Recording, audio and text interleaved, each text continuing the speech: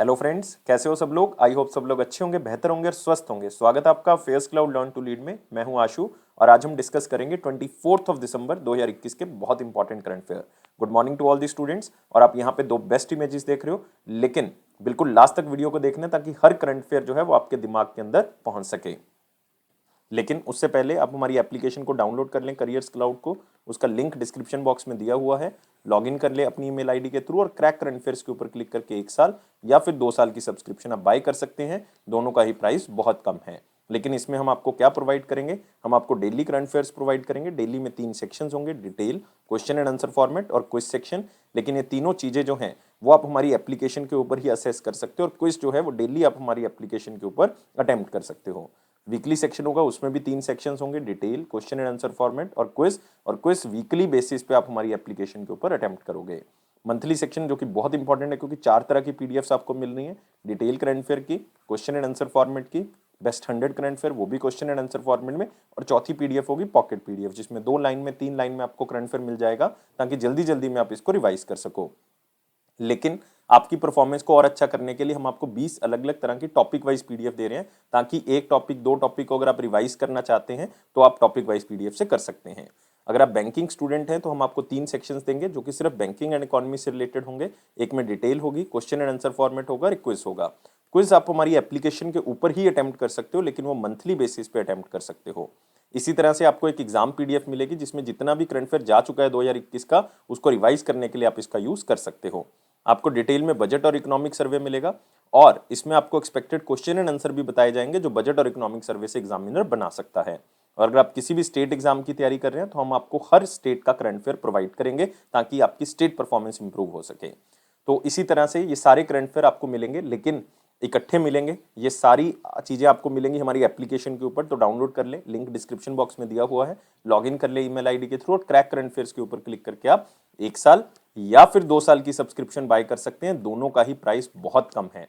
लेकिन दोस्तों एक बात याद रखनी है कि अगर आप नए स्टूडेंट हैं, अपनी प्रेपरेशन को स्टार्ट करें, तो मैं आपको एडवाइस करूंगा कि आप 2 साल का बाय करें, क्योंकि 2022 का लोगे तो वो बहुत कॉस्टली होगा। अभी बाय कर लोगे तो बहुत ज्यादा फायदे में रहोगे।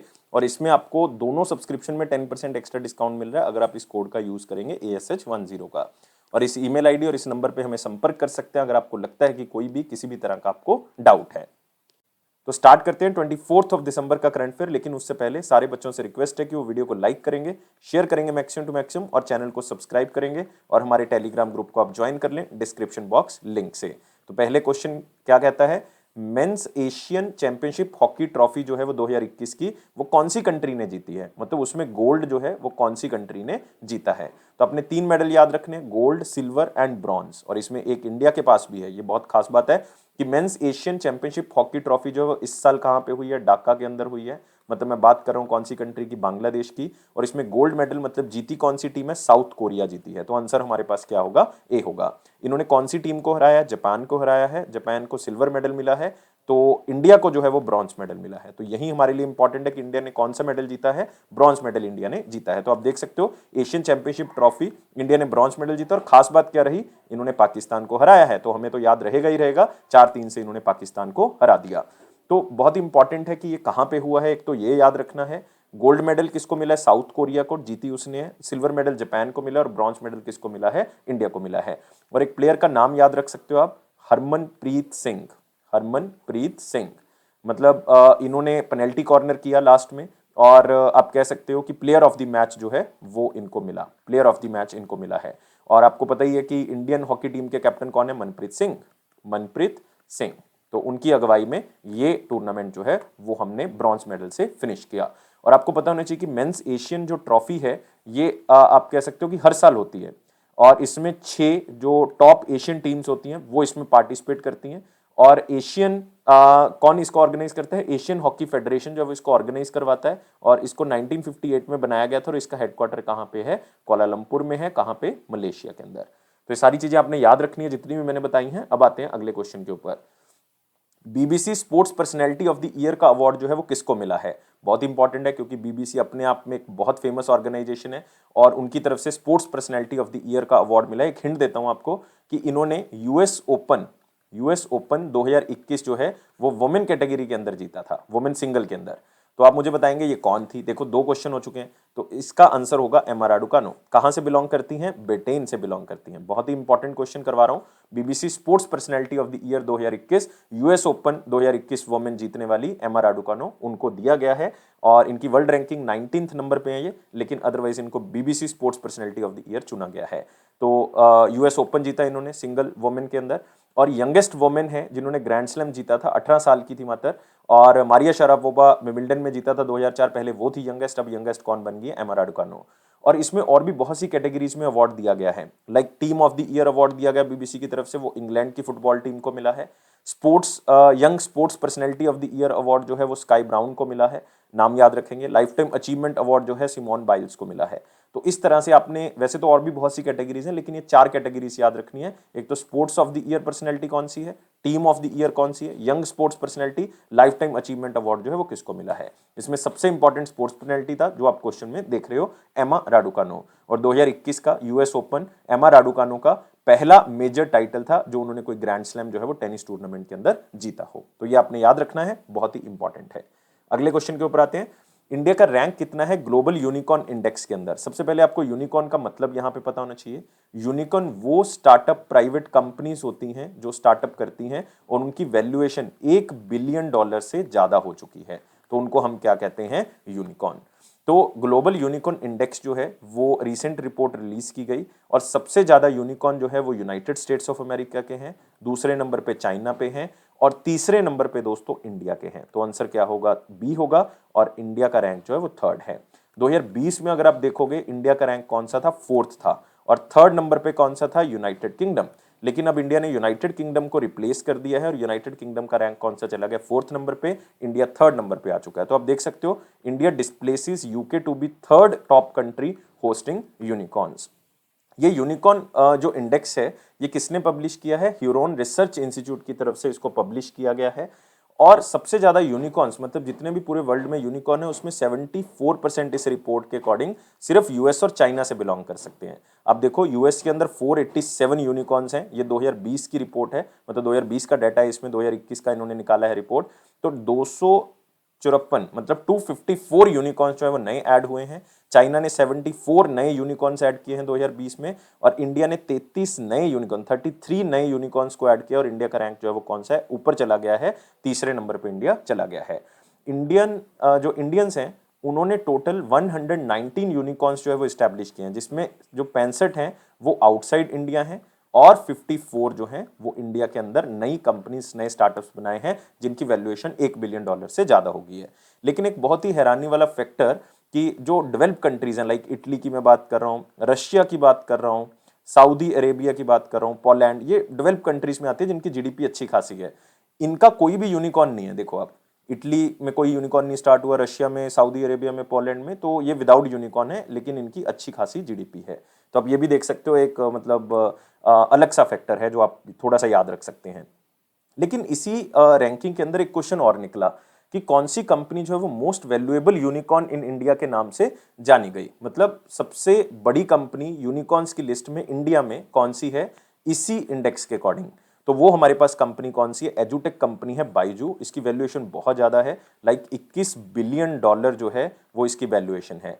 दूसरा रैंक है एक मोबाइल कंपनी है जिसका नाम है इनमोबी। तीसरा रैंक है एक होटल कंपनी जिसका नाम है ओयो। आप कह सकते हो traveller stay finder OYO rooms, आपने सुना होगा, इसकी वैल्यूएशन भी बहुत ज्यादा है, तो इसका तीसरा रैंक है अगर हम सिर्फ इंडिया की बात करते हैं। लेकिन अगर आप ओवरऑल देखोगे टॉप मोस्ट अगर आप यूनिकॉर्न देखोगे कौन सा? ByteDance. कहां से बिलोंग करता है? चाइना से। आर्ट ग्रुप, वो भी कहां से बिलोंग करता है? चाइना से। तो टॉप 2 कंपनीज पूरे वर्ल्ड में जो यूनिकॉर्न है वो चाइना से बिलोंग करती हैं। इंडिया में बाइजू है, बाइजू का रैंक कौन सा है? 15th। ये भी आपने याद रखना है कि बाइजू का रैंक कौन सा है? 15th है। तो ये सारी चीजें, मतलब एक ही चीज से देखो 2-3 क्वेश्चन जो है वो बन सकते हैं जो आपके लिए बहुत ज्यादा इंपॉर्टेंट है। अब आते हैं अगला सेक्शन। अगला है हमारे पास वेरी इंपॉर्टेंट क्वेश्चन सेक्शन, लेकिन वीडियो को लाइक करना है, शेयर करना है और चैनल को सब्सक्राइब अभी के अभी कर देंगे, फिर ही आप आगे बढ़ोगे, और टेलीग्राम ग्रुप को ज्वाइन कर लो।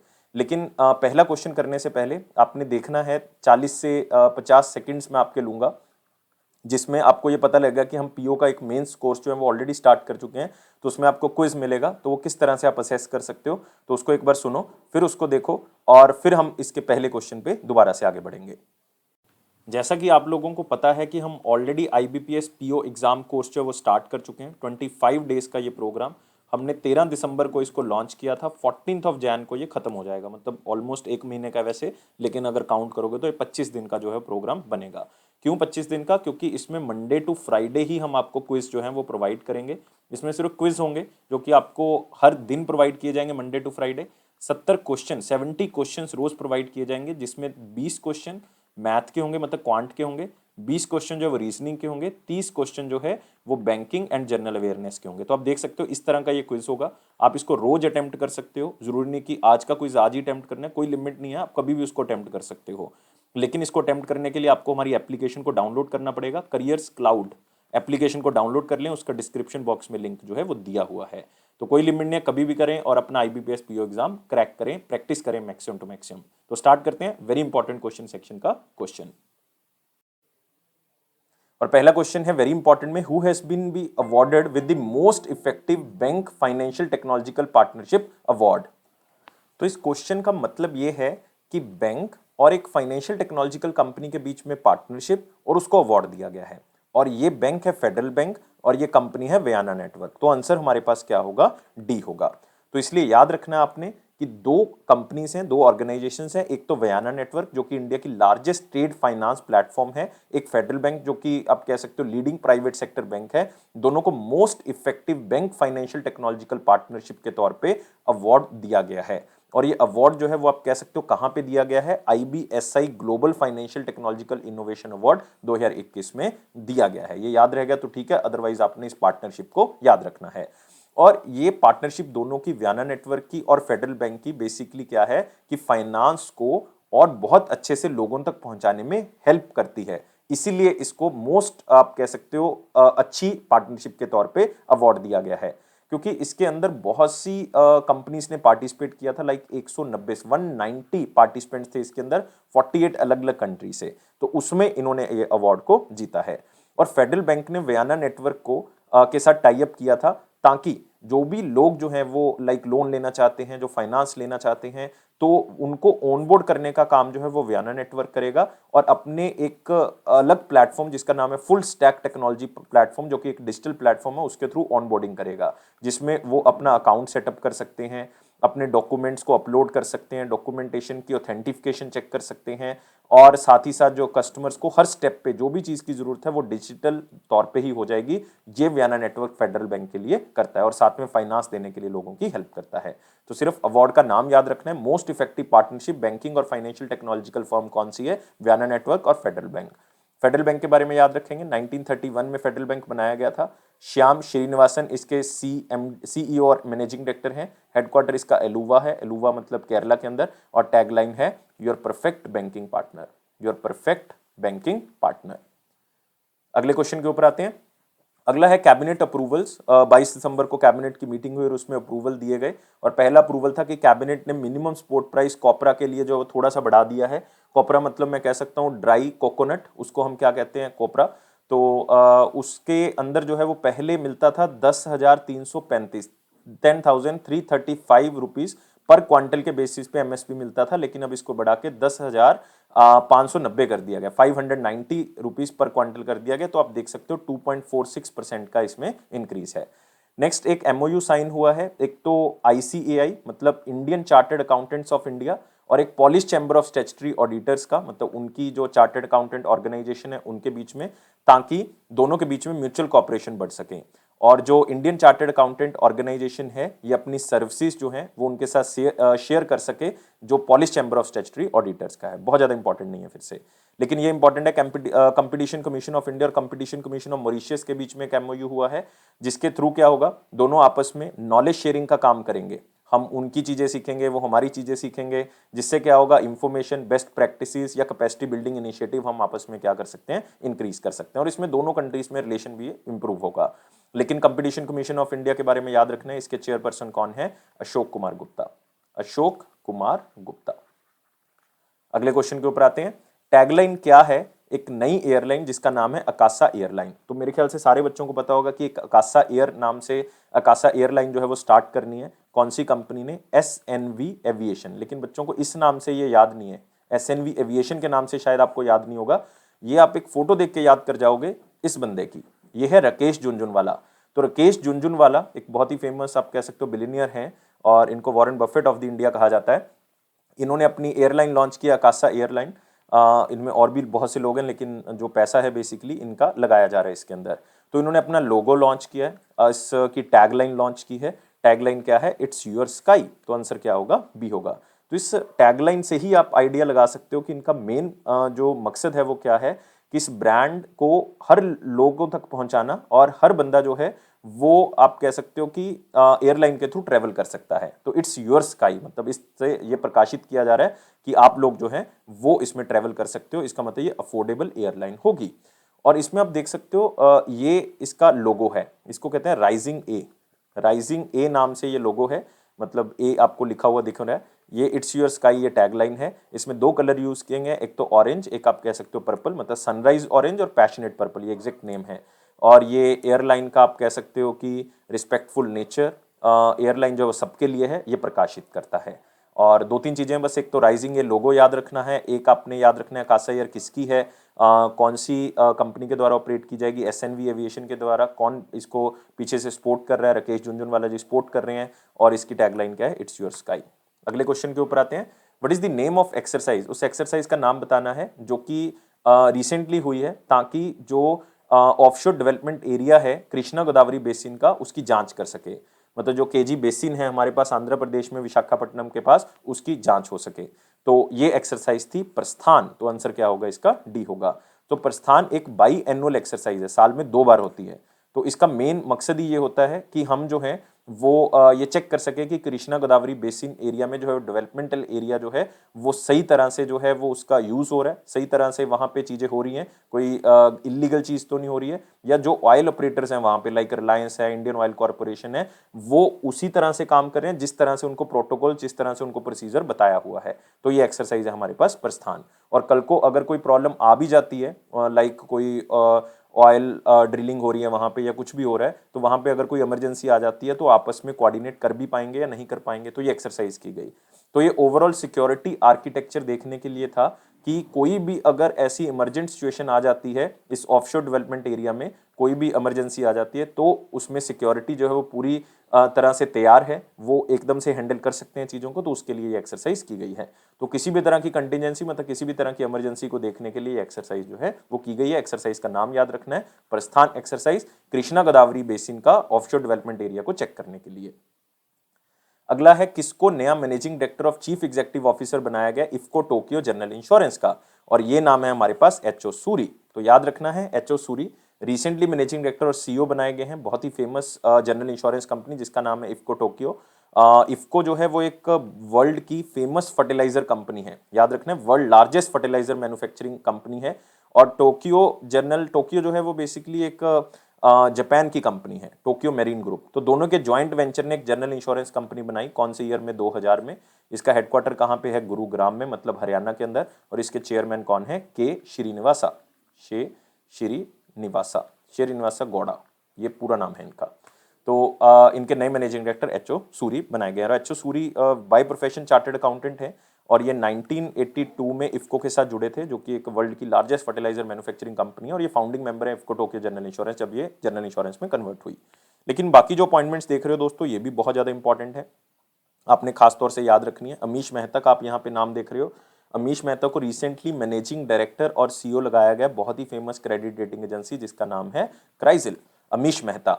Next Padmaja Chundru, recently managing director और सीईओ बनाए गए हैं नेशनल सिक्योरिटी डिपॉजिटरी लिमिटेड के, एनएसडीएल के। पीके पुरवर, ये चेयरमैन कम मैनेजिंग डायरेक्टर लगाए गए हैं एमटीएनएल के, बहुत ही फेमस कम्युनिकेशन कंपनी एमटीएनएल के चेयरमैन और मैनेजिंग डायरेक्टर पीके पुरवर हैं। तो एचओ सूरी के बिना 3 और नाम भी जो है वो आपके लिए बहुत ज्यादा इंपॉर्टेंट है। अगला क्वेश्चन आते हैं, और यहाँ पे आप एचओ सूरी जी का नाम भी देख सकते हो और इफको टोक्यो जनरल इंश्योरेंस, उनका फोटो देख सकते हो, ताकि आपको लंबे समय तक न्यूज जो है वो याद रहे। फर्स्ट नेशनल फार्मर्स डे जो है वो कब ऑब्जर्व किया गया? देखो कल हमने एक नेशनल मैथमेटिक्स डे जो है वो किया था, कि सबसे पहले जो है वो 2012 में मनाया गया था, मनमोहन सिंह जी ने उसका जो है वो इनॉग्रेशन किया था, और 2012 को मैथमेटिक्स ईयर के नाम से भी सेलिब्रेट किया। अब बात करें नेशनल फार्मर्स डे की, ये 2001 में जो है वो सबसे पहली बार मनाया गया था। और 2001 में ये उस टाइम पे प्राइम मिनिस्टर थे अटल बिहारी वाजपेयी जी। तो उन्होंने इसका जो है वो शुरुआत किया था कि किसान दिवस या नेशनल फार्मर डे जो मनाया जाना चाहिए हर साल ये 23 दिसंबर को मनाया जाता है। 22 दिसंबर को हम कह सकते हैं रामानुजन जी के नाम से मैथमेटिक्स डे और 23 दिसंबर को किसान दिवस मनाया जाता है, क्योंकि 23 दिसंबर को बर्थ एनिवर्सरी होती है किसकी? चौधरी चरण सिंह जी की, चौधरी चरण सिंह जी की।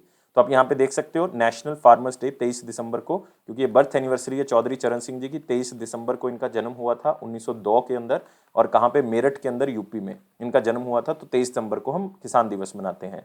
इनको चैंपियन ऑफ इंडियन पीजेंट्स, मतलब जो इंडिया के किसान हैं उनका चैंपियन भी इनको कहा जाता है।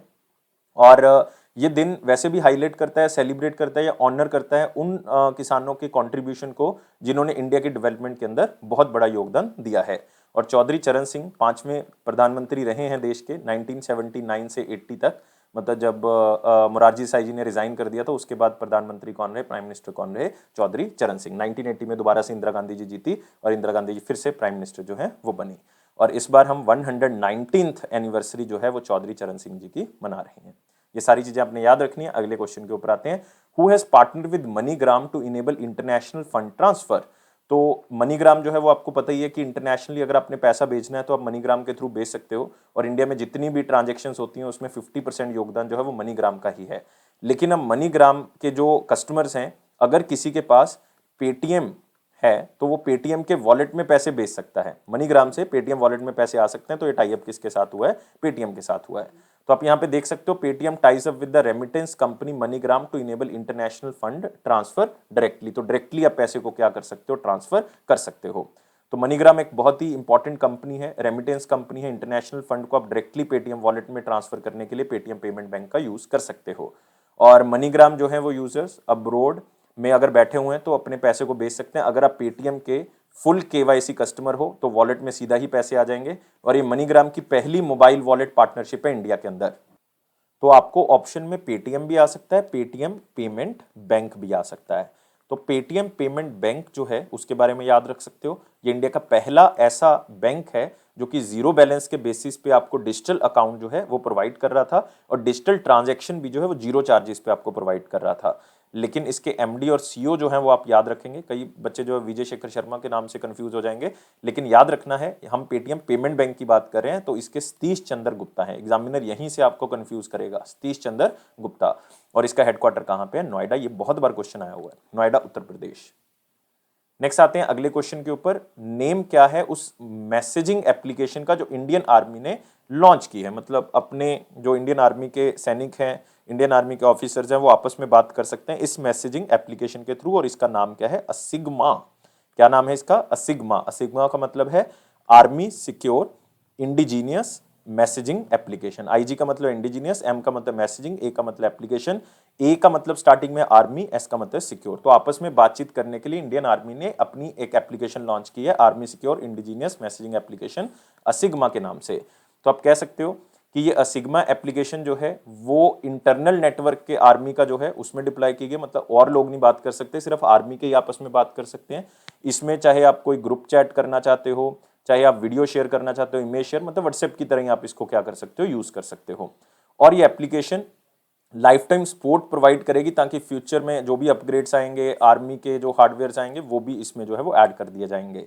क्योंकि ये एप्लीकेशन जो है वो लाइक आप कह सकते हो कि जितना भी सिक्योरिटी सिस्टम है वो सारा का सारा जो है वो इसमें ध्यान में रख के जो है वो इसको डिज़ाइन किया गया है, ताकि कोई भी प्रॉब्लम जो है वो आगे ना आए। और इससे पहले आर्मी जो है वो army wide area network messaging application को यूज़ कर रही थी पिछले 15 साल से। बस ये उसी का एक अपग्रेडेशन आप कह सकते हो। और आर्मी के चीफ जो है वो करंटली कौन है? मनोज मुकुंद नरवाने जी, जनरल मनोज मुकुंद नरवाने जी। अगले क्वेश्चन के ऊपर आते हैं। Union defence minister Rajnath Singh ji ने एक मल्टी टेरेन आर्टिलरी गन जो है वो लॉन्च की है। और ये देख सकते हो 4x4 का एक व्हीकल, इसके ऊपर आप इस गन को जो है वो रख सकते हो। और ये बहुत ही आप कह सकते हो काबिले तारीफ है इंडिया का कि वो इंडिजीनियसली, मतलब मेक इन इंडिया चीज़ों के ऊपर फोकस कर रहा है, डिफेंस को और भी सशक्त कर रहा है इंडिया के अंदर। और ये multi terrain artillery gun MARG 155 BR 155 इसलिए क्योंकि ये 155 mm 39 कैलिबर है। और ये 4x4 हाई मोबिलिटी व्हीकल के ऊपर पूरे वर्ल्ड में कहीं पे भी आप इसको रख के लेके जा सकते हो। इसका टोटल वेट जो है वो 18 टन है। क्या है? 18 टन है। और इसकी कैपेबिलिटी ये है कि इसको आप किसी भी टेरेन पे लेके जा सकते हो, मतलब आप कहीं भी लेके जा सकते हो इसको, माउंटेन रेंजेस पे लेके जा सकते हो, तो यही इसका फायदा है। और इसका मेन मकसद है कि आप शूट करो और उसके बाद फटाफट आप इधर उधर जो है वो मूव कर सकते हो, मतलब आप इधर उधर जो है वो एकदम से जो है वो निकल सकते हो। और बहुत ही एडवांस्ड इसकी परफॉर्मेंस है, और इसको एक पूना महाराष्ट्र बेस्ड कंपनी है जिसका नाम है भारत फोर्ज, उन्होंने इसको बनाया है।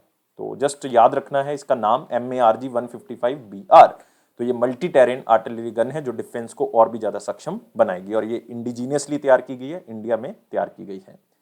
अगले क्वेश्चन के ऊपर आते हैं, इंपॉर्टेंट क्वेश्चंस के ऊपर, लेकिन वीडियो को लाइक शेयर और चैनल को सब्सक्राइब कर दें और टेलीग्राम ग्रुप को ज्वाइन कर लें डिस्क्रिप्शन बॉक्स लिंक से। क्वेश्चन कहता है गवर्नमेंट ऑफ इंडिया ने एक एग्रीमेंट साइन किया है, कौन से बैंक के साथ या ऑर्गेनाइजेशन के साथ, क्योंकि उन्होंने लोन दिया है यूरो 250 मिलियन का आगरा मेट्रो रेल प्रोजेक्ट के लिए। एक हमने सूरत रेल मेट्रो प्रोजेक्ट किया था, उसको लोन दिया था जर्मन डेवलपमेंट बैंक ने, लेकिन अब हम यहां पे बात कर रहे हैं आगरा मेट्रो रेल प्रोजेक्ट की, और ये लोन उसको कौन प्रोवाइड कर रहा है, यूरोपियन इन्वेस्टमेंट बैंक। तो आंसर क्या होगा, सी होगा। तो आप देख सकते हो यूरोपियन इन्वेस्टमेंट बैंक जो है वो टोटल कितना लोन देगा, 450 मिलियन यूरो का। तो उन्होंने अभी 250 मिलियन यूरो का जो है वो प्रोवाइड कर दिया है, देख सकते हो आप, 250 मिलियन यूरो का प्रोवाइड कर दिया, मतलब एक इंस्टॉलमेंट उन्होंने दे दिया है, सेकंड इंस्टॉलमेंट में शायद वो 200 मिलियन यूरो और दे देंगे। तो इससे क्या होगा, आगरा का जो अर्बन डेवलपमेंट प्रोग्राम है उसके अंदर जो है वो काफी ज्यादा तेजी आएगी, और भी पैसा इनको मिल रहा है, तो इसका मतलब ये जल्दी से जल्दी जो है वो नया रैपिड ट्रांजिट सिस्टम बना सकते हैं, जिसमें हम एक जगह से दूसरी जगह पे जल्दी मूव कर सकते हैं, और ये बहुत ही सेफ, रिलायबल, अफोर्डेबल और इन्वायरमेंट फ्रेंडली हम इसको बना रहे हैं, ताकि आगरा का जो ट्रैफिक प्रॉब्लम है वो भी हम यहाँ से क्या कर सकें, सॉल्व कर सकें। और इस प्रोजेक्ट को ministry of housing and urban affairs जो है वो चला रहा है, और साथ में यूपी मेट्रो रेल कॉर्पोरेशन तो आई जो भी इसकी इंप्लीमेंटिंग एजेंसी है। और ministry of housing and urban affairs के बारे में याद रखोगे, हरदीप सिंह पुरी जी इसके यूनियन मिनिस्टर हैं। अगला आते हैं, कौन सी कंपनी ने एक एग्रीमेंट साइन किया है, एक जर्मन का डेवलपमेंटल बैंक है KfW, जिसकी हम बात कर रहे थे अभी सूरत मेट्रो प्रोजेक्ट के अंदर, यही बैंक है जो उसको फंड कर रहा है, to finance power sector and renewable energy project. अब ये बैंक जो है वो इंडिया के एक ऑर्गेनाइजेशन के साथ टाई अप कर रहा है, ताकि इंडिया में जो रिन्यूएबल एनर्जी प्रोजेक्ट है उनको फाइनेंस किया जा सके, और ये है रूरल इलेक्ट्रिफिकेशन कॉर्पोरेशन। तो आंसर क्या होगा इसका, बी होगा। तो याद रखना है दोनों ऑर्गेनाइजेशन जो है वो पावर सेक्टर से रिलेटेड और रिन्यूएबल एनर्जी के प्रोजेक्ट्स को क्या करेंगी, फाइनेंस करेंगी और इंडिया के अंदर प्रमोट करेंगी, क्योंकि रूरल इलेक्ट्रिफिकेशन कॉर्पोरेशन बनाई इसलिए गई थी ताकि इंडिया के अंदर रिन्यूएबल एनर्जी के प्रोजेक्ट्स को या पावर प्रोजेक्ट्स को वो प्रमोट कर सकें और उनको फाइनेंस कर सकें। और जब फाइनेंस करते हैं तो इनका इंटरेस्ट रेट क्या होता है, बहुत ही ज्यादा लो होता है, इसीलिए लोग जो है वो यहाँ से लोन लेते हैं और नई पावर कंपनीज को सेटअप करते हैं। और REC के बारे में याद रखोगे, रूरल इलेक्ट्रिफिकेशन कॉर्पोरेशन, इसके चेयरमैन और मैनेजिंग डायरेक्टर हैं संजय मल्होत्रा, संजय मल्होत्रा। तो आप यहां पे भी देख सकते हो जर्मनी का डेवलपमेंट बैंक, इन्होंने पावर सेक्टर और रिन्यूएबल एनर्जी प्रोजेक्ट्स को फाइनेंस करने के लिए आपस में टाई अप किया है। नेक्स्ट आते हैं वन लाइनर इंपॉर्टेंट पॉइंट, जिसमें पहला पॉइंट है इंडियन आर्मी ने एक इन हाउसिंग मैसेज एप्लीकेशन, जिसकी हम बात कर रहे हैं, army secured indigenous messaging application launch की है।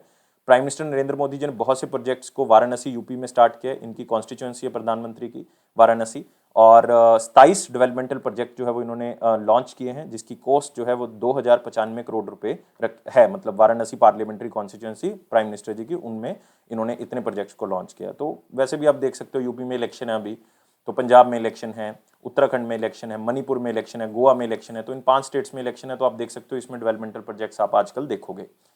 एग्रीकल्चर मिनिस्टर नरेंद्र सिंह तोमर जी ने एक बुक लॉन्च की है जिसका नाम है spicy statics at a glance 2021, मतलब मसालों के बारे में बताया गया इसमें।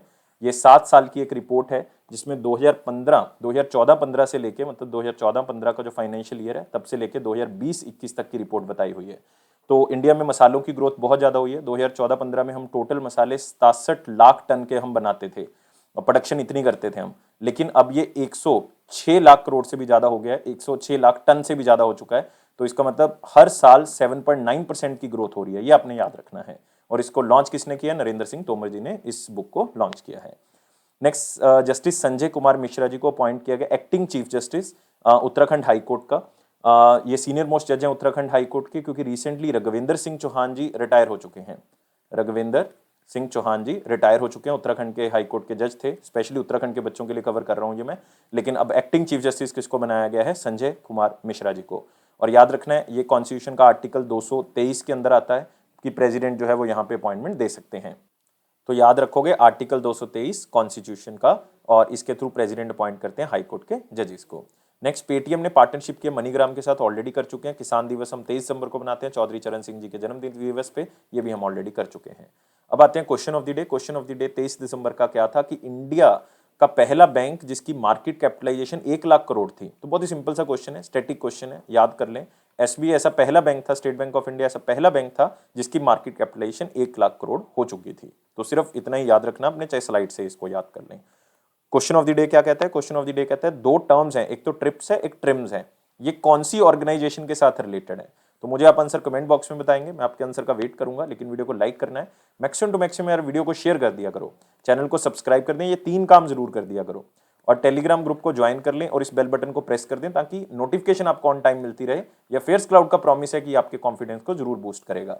और लाइफ को बहुत ज्यादा सीरियस नहीं लोगे, हमेशा खुश रहोगे इस स्माइली की तरह। Thank you guys, take care and bye bye.